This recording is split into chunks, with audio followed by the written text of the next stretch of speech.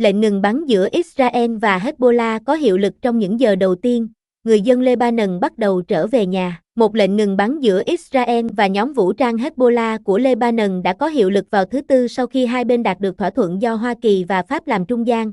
Một kỳ tích ngoại giao hiếm hoi ở Trung Đông bị tàn phá bởi hai cuộc chiến tranh và một số cuộc xung đột ủy nhiệm trong hơn một năm. Thỏa thuận đã chấm dứt cuộc đối đầu đẫm máu nhất giữa Israel và nhóm chiến binh do Iran hậu thuẫn trong nhiều năm, nhưng Israel vẫn đang chiến đấu với kẻ thù không đội trời chung khác là nhóm chiến binh Palestine Hamas ở dải Gaza. Quân đội Lebanon, được giao nhiệm vụ đảm bảo lệnh ngừng bắn kéo dài, cho biết họ đang chuẩn bị triển khai đến phía nam đất nước, một khu vực mà Israel đã ném bom dữ dội trong cuộc chiến chống lại Hezbollah, cùng với các thành phố và thị trấn phía đông và thành trì của nhóm vũ trang này ở vùng ngoại ô phía nam Beirut. Những chiếc ô tô và xe tải chất đầy nệm, vali và thậm chí cả đồ đạc đổ về thành phố Cảng Tai bị ném bom dữ dội ở phía nam, hướng về phía nam. Giao tranh đã leo thang dữ dội trong 2 tháng qua, buộc hàng trăm nghìn người Lebanon phải rời bỏ nhà cửa. Quân đội Israel cho biết hôm thứ Tư rằng lực lượng của họ vẫn đang ở trên lãnh thổ Lebanon và kêu gọi người dân ở các ngôi làng phía nam Lebanon, những người đã được lệnh sơ tán trong những tháng gần đây,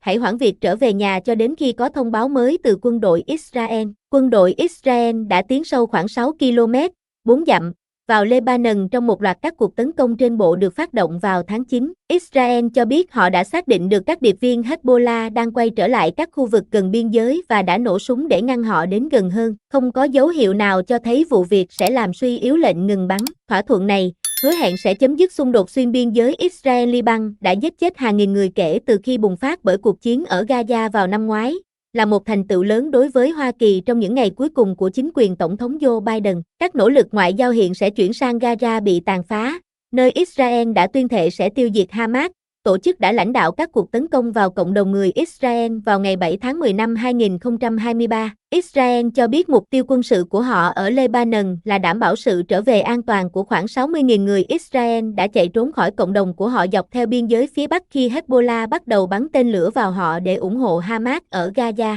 Tại Lebanon, một số xe ô tô treo cờ quốc gia, một số khác bấm còi, và một người phụ nữ có thể được nhìn thấy giơ ngón tay ra hiệu chiến thắng khi mọi người bắt đầu trở về nhà mà họ đã chạy trốn. Nhiều ngôi làng mà mọi người có thể sẽ quay trở lại đã bị phá hủy. Hussam Aruf, một người cha của 4 đứa con cho biết anh rất muốn trở về nhà. Người Israel vẫn chưa rút lui hoàn toàn, họ vẫn đang ở bờ vực. Vì vậy, chúng tôi quyết định đợi cho đến khi quân đội thông báo rằng chúng tôi có thể tiến vào. Sau đó, chúng tôi sẽ khởi động xe ngay lập tức và đến ngôi làng, anh nói. Chấm dứt vĩnh viễn. Khi công bố lệnh ngừng bắn, Biden đã phát biểu tại Nhà Trắng vào thứ Ba ngay sau khi nội các an ninh của Israel chấp thuận thỏa thuận với tỷ lệ bỏ phiếu 11. Đây được thiết kế để chấm dứt vĩnh viễn các hành động thù địch. Biden cho biết, những gì còn lại của Hezbollah và các tổ chức khủng bố khác sẽ không được phép đe dọa an ninh của Israel nữa.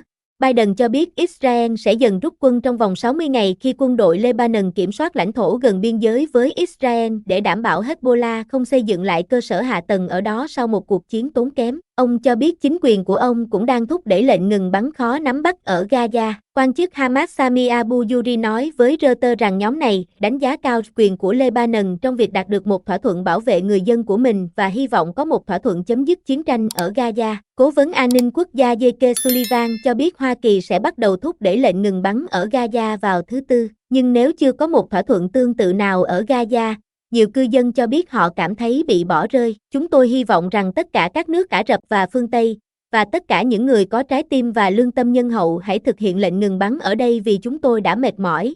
Malak Abu Layla, người dân Gaza phải di tản, cho biết Ai Cập và Qatar, cùng với Hoa Kỳ đã cố gắng không thành công trong việc làm trung gian cho lệnh ngừng bắn ở Gaza, hoan nghênh lệnh ngừng bắn ở Lebanon. Bộ Ngoại giao Qatar cho biết hôm thứ Tư rằng họ hy vọng nó sẽ dẫn đến một thỏa thuận tương tự để chấm dứt chiến tranh ở Gaza. Iran, quốc gia ủng hộ Hezbollah và Hamas cũng như phiến quân Houthi đã tấn công Israel từ Yemen, cho biết họ cũng hoan nghênh lệnh ngừng bắn. Israel đã giáng một loạt đòn vào Hezbollah, đáng chú ý là vụ ám sát thủ lĩnh kỳ cựu Hassan Nasrallah. Quân đội Israel cho biết hôm thứ Tư rằng lực lượng Israel đã nổ súng vào một số xe chở nghi phạm để ngăn họ đến khu vực cấm vào lãnh thổ Lebanon và những nghi phạm đã rời đi. Bộ trưởng Quốc phòng Israel Katz cho biết ông đã chỉ thị cho quân đội hành động kiên quyết và không thỏa hiệp nếu điều đó xảy ra lần nữa. Nhà lập pháp Hezbollah Hassan Falala cho biết nhóm chiến binh Lebanon này sẽ giữ quyền tự vệ nếu Israel tấn công. Thủ tướng Benjamin Netanyahu cho biết lệnh ngừng bắn sẽ tạo cơ hội cho quân đội Israel nghỉ ngơi và bổ sung nguồn cung cấp,